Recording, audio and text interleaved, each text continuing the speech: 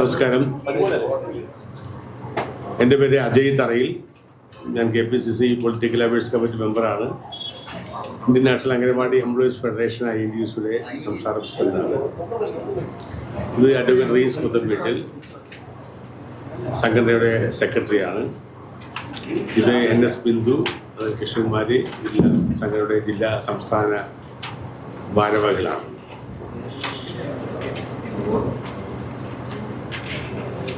കഴിഞ്ഞ 10 ദിവസമായി സെക്രട്ടേറിയറ്റ് നിലയിൽ നടന്നു വരുന്ന അനിശ്ചിതകാല രാപകൽ സമരത്തിന് കേരളത്തിലെ ബഹുജനങ്ങളുടെ മുന്നിലേക്ക് അവതരിപ്പിക്കുവാനും വളരെ ശക്തമായ രീതിയിൽ ജനങ്ങളുടെ ഇടയിലേക്ക് ഈ സമരത്തിന് സന്ദേശം എത്തിക്കാനും ഞങ്ങൾക്ക് വേണ്ടി വളരെ ആത്മാർത്ഥമായി ശ്രമിച്ച മാധ്യമ സുഹൃത്തുക്കളെ എല്ലാവരെയും ഞാൻ ആദ്യമായി നന്ദി രേഖപ്പെടുത്തുകയാണ്. ഇതിനു മുമ്പൊക്കെ പറയുന്ന പോലെ ഒരു മന്ദമാരുതനായി തുടങ്ങി ഒരു കൊടുങ്കാറ്റായി ആചരിക്കുന്ന രൂപത്തിലാണ് അംഗനവാടി ജീവനക്കാരുടെ അവകാശ സമരം മാറിക്കൊണ്ടിരിക്കുന്നത്. 10 ദിവസക്കാലം ആയി ഓരോ ദിവസവും 24 മണിക്കൂർ ഈ രാപകൽ സമരത്തിൽ പങ്കെടുക്കുന്ന കേരളത്തിന്റെ കാസർഗോഡ് മുതൽ തിരുവനന്തപുരം വരെയുള്ള ജില്ലകളെ അംഗനവാടി ജീവനക്കാർ, ഏതാണ്ട് 5000-ഓളം അംഗനവാടി ജീവനക്കാർ ഇതിനകം സെക്രട്ടേറിയറ്റ് നടയിൽ വന്ന് ഈ രാപകൽ സമരത്തിൽ പങ്കെടുത്തിരിക്കുന്നു എന്നതാണ് എനിക്ക് ഏറ്റവും ആവേശകരമായി ഇവിടെ പറയാനുള്ള കാര്യം. എല്ലാ ദിവസവും വലിയ ആവേശമാണ്. ഞങ്ങൾ കേരളത്തിലെ ഗവൺമെന്റിന് മുന്നിൽ, മന്ത്രിക്ക് മുന്നിൽ 10 ആവശ്യങ്ങൾ അടങ്ങിയ ഒരു നിവേദനം കുറേ ദിവസങ്ങൾക്ക് മുമ്പ് കൊടുക്കുകയുണ്ടായി. അതിന്റെ അടിസ്ഥാനത്തിൽ കഴിഞ്ഞ 14-ാം തീയതി മന്ത്രി ഞങ്ങളുടെ ഒരു കോൺഫറൻസ് വിളിച്ചു. ആ കോൺഫറൻസിൽ വെച്ച് ഞങ്ങൾ ഉന്നയിച്ച അംഗനവാടി ജീവനക്കാരുടെ മൗലികമായ യാതൊരു ആവശ്യവും അംഗീകരിച്ചു തരാൻ തയ്യാറായി. അവിടെ വെച്ച് ഞങ്ങളെല്ലാം പങ്കെടുത്ത ആളുകളാണ്. അതിൻ്റെ ഒരു മിനിറ്റ്സുമായിട്ടാണ് ഇപ്പോൾ വന്നിരിക്കുന്നത്. നിയമസഭയിൽ പ്രതിപക്ഷം MLA ആയ നമ്മുടെ കാന്തപുരം അവതരിപ്പിച്ച പ്രമേയം, അടിയന്തര പ്രമേയത്തിന് മറുപടി പറഞ്ഞുകൊണ്ട് സംസ്ഥാന കയർ വ്യവസായ വകുപ്പ് മന്ത്രി ഇത് തീർന്നതാണല്ലോ, ഇത് ചർച്ച ചെയ്താണല്ലോ, മിനിറ്റ്സ് ഉണ്ടല്ലോ. ആ മിനിറ്റ്സിന്റെ കോപ്പി ഞാൻ ഇവിടെ വിതരണം ചെയ്ത് കഴിഞ്ഞു. ആ മിനിറ്റ്സിൽ ഞങ്ങൾ വന്നിരിക്കുന്ന ഒരു കാര്യത്തെക്കുറിച്ചും മറുപടിയില്ല. വേറെ എന്തൊക്കെയോ കാര്യത്തെക്കുറിച്ചുള്ള തീരുമാനമാണ്. ഒരു സമരം എന്ന് പറയുമ്പോൾ ആ സമരത്തിന്റെ അടിസ്ഥാനപരമായ ആവശ്യങ്ങളിലേക്ക് കടന്നു പോയിട്ടില്ല. ഒന്ന്, നമ്മൾ 21,000 രൂപ മിനിമം വേജസ് വേണം. അത് സുപ്രീം കോടതി വിധിയുള്ളതാണ്, കേരള ഹൈക്കോടതി വിധിയുള്ളതാണ്. മിനിമം വേജസ് കൊടുക്കണമെന്ന് 26,000 രൂപയാണ് വരേണ്ടത്. പക്ഷെ ഞങ്ങൾ 21,000 രൂപയാണ് ചോദിക്കുന്നത്.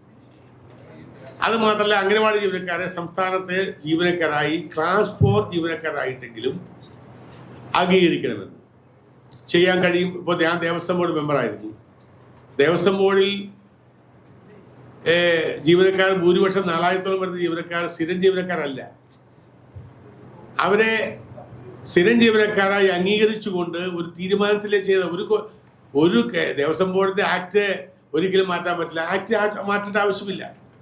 അപ്പോൾ 66,100 അംഗനവാടി ജീവനക്കാരെ ഗവൺമെന്റ് ജീവനക്കാരായി മാറ്റാൻ വേണ്ടി ഗവൺമെന്റ് ഒരു ക്യാബിനറ്റ് ഡിസിഷൻ മാത്രം മതി. അപ്പോൾ അതിന് സാങ്കേതിക പ്രശ്നമുണ്ട് എന്ന് പറഞ്ഞിട്ട് അതുപോലെ 3 ഗഡുക്കളായിട്ടാണ് അംഗനവാടി ജീവനക്കാർ ശമ്പളം കൊടുക്കുന്നത്. മന്ത്രി അതിനെ ന്യായീകരിക്കുകയാണ്. 2016-ൽ ഉമ്മൻചാണ്ടി ഗവൺമെന്റ് ഇറങ്ങുന്നത് വരെ അംഗനവാടി ജീവനക്കാർക്ക് ഒന്നിച്ചാണ് ശമ്പളമല്ല, ഒന്നിച്ചാ കൊടുത്തുകൊണ്ടിരുന്നത്. ഈ പിണറായി വിജയന്റെ ഗവൺമെന്റ്, ഇടതുപക്ഷ ഗവൺമെന്റ് അദ്ദേഹത്തിന് വന്ന ശേഷം ഉമ്മൻചാണ്ടി ഗവൺമെന്റ് നടപ്പാക്കിയ 7,500 രൂപ സംസ്ഥാന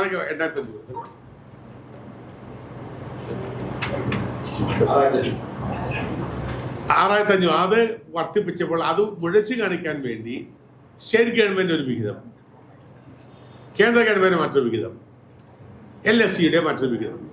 അതിന് യാതൊരു ആവശ്യവുമില്ല. 2016 വരെ ഒന്നിച്ചു കൊടുത്തിരുന്നതാണ്. അങ്ങനെ കൊടുക്കണമെന്ന് പറഞ്ഞപ്പോൾ അതിന് നിയമ തടസ്സമുണ്ട് എന്ന് പറയും. അതുപോലെ അംഗനവാടി ക്ഷേമനിധി ബോർഡിൽ 500 രൂപ ഒരു മാസം അംഗനവാടി വർക്കറെ ടീച്ചർമാരെ വാങ്ങുന്നു. 250 രൂപ അംഗനവാടി ഹെൽപ്പർ എന്ന് വാങ്ങും. ഗവൺമെന്റ് 20% പൈസ നടക്കുന്നത് ലോകത്താരും കേൾക്കുന്നില്ല. അംശാദായ വിഹിതം എന്ന് പറയുന്നത് 50-50 ആണ്, ഈക്വൽ ആയിട്ട് കൊടുക്കണം. അത് തയ്യാറല്ല. കഴിഞ്ഞ ദിവസം കൂടിയ യോഗത്തിൽ അംഗനവാടി വെൽഫെയർ ബോർഡിന്റെ ചെയർപേഴ്സൺ പറയുകയുണ്ടായി, അംഗനവാടിക്ക് വെൽഫെയർ ബോർഡിന് 4,60,00,000 രൂപ ഒരു മാസം ചെലവുണ്ട്. അവിടെ വരവുള്ളത് ഏതാണ്ട് 3,20,00,000 രൂപയുള്ളൂ. ഓരോ മാസവും നഷ്ടത്തിലാണ്. അതിന്റെ കാരണം എന്താ? ജീവനക്കാരുടെ വിഹിതം മാത്രമേ കിട്ടുന്നുള്ളൂ, ഗവൺമെന്റ് വിഹിതം കിട്ടുന്നില്ല. അപ്പോൾ ആ അംശാദായം വർദ്ധിപ്പിച്ച് ഗവൺമെന്റ് സർക്കാർ ജീവനക്കാരുടെ അതേ വിഹിതം തന്നെ കൊടുക്കണമെന്ന് ഞങ്ങൾ പറഞ്ഞപ്പോൾ അതിന് ആക്ട് ആൻഡ് റൂൾസ് മാറ്റണമെന്നാണ് പറയുന്നത്. ഇതിനു മുമ്പ് 2011-ലും 2006-ലും ഒക്കെ അങ്ങനെയാണ് 50-50 ആണ് കൊടുത്തുകൊണ്ടിരുന്നത്. ഇവര് പറയുന്നത് ആക്ട് ആൻഡ് റൂൾസ് മാറണം എന്ന് പറഞ്ഞു. അതുപോലെ നിരവധി കാലം അംഗനവാടി ജീവനക്കാർക്ക് യാതൊരുവിധ ഹെൽത്ത് സ്കീമുകളുമില്ല. ഈ രാജ്യത്തെ എല്ലാ ഹെൽത്ത് സ്കീമുകളും ഉണ്ട്. അംഗനവാടി ജീവനക്കാർക്ക് ഹെൽത്ത് സ്കീമില്ല. അവർക്ക് ESI ആനുകൂല്യം പറ്റില്ല. ഞങ്ങൾ പ്രൈം മിനിസ്റ്റർക്ക് കത്തെഴുതി. പ്രൈം മിനിസ്റ്റർ പറഞ്ഞു വളരെയധികം വാങ്ങുന്നവരായതുകൊണ്ട് അവർക്ക് ESI ആനുകൂല്യം കൊടുക്കാൻ കഴിയില്ല. വേണ്ട, അവർക്ക് മെഡിസപ്പിൽ പെടുത്തിയാൽ മതി. അവർ 500 രൂപ വെച്ച് മാസം അടക്കാൻ തയ്യാറാണ്. മെഡിസപ്പിൽ പെടുത്തിയാൽ മതി. അതിന് തയ്യാറില്ല. മന്ത്രി മീറ്റിംഗിൽ വെച്ച് പറയുകയുണ്ടായി, കാസ്പിൽ എത്ര പേരുണ്ട്? കാസ്പിൽ ആരുമില്ല. അംഗനവാടി ജീവനക്കാർ. കാസ്പ് എന്ന് പറയുന്നത് കാരുണ്യ ആരോഗ്യ സുരക്ഷാ പദ്ധതിയാണ്. അതിനകത്ത് ഒരു അംഗനവാടി ജീവനക്കാരും ഇല്ല. ഈ ബഹുമാനപ്പെട്ട ഹെൽത്ത് മിനിസ്റ്ററാണ് ശിശുക്ഷേമ ഞങ്ങളുടെ വകുപ്പ്. ആ മന്ത്രിക്ക് ഒരു ഓർഡർ ഇട്ടാൽ മതി.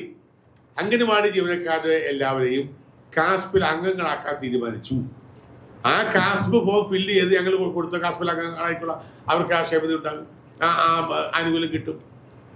അതുപോലെ ആനുകൂല്യങ്ങൾ, പെൻഷൻ, ഗ്രാറ്റുവിറ്റി ക്ഷേമനിധി അല്ല കൊടുക്കേണ്ടത്. ഗ്രാറ്റുവിറ്റി ഗവൺമെന്റാണ് കൊടുക്കേണ്ടത്. സുപ്രീം കോടതി കൃത്യമായ വിധിയുണ്ട് ജീവനക്കാർക്ക് ഗ്രാറ്റുവിറ്റി കൊടുക്കുന്നതിനെ കുറിച്ച്. ആ ഗ്രാറ്റുവിറ്റി 5 ലക്ഷം രൂപ റിട്ടയർ ചെയ്യുമ്പോൾ ഒരു അംഗനവാടി ജീവനക്കാർക്ക് കൊടുക്കണമെന്നാണ് ഞങ്ങൾ പറഞ്ഞത്. പെൻഷൻ വർദ്ധിപ്പിക്കണം. ഏറ്റവും രസകരമായ കാര്യങ്ങൾ എന്ന് പറയുന്നത് അംഗനവാടി നടത്തിക്കൊണ്ടുപോകുന്ന ഈ പാവപ്പെട്ട അധ്യാപകരാണ്, ഈ വർക്കർമാരാണ്.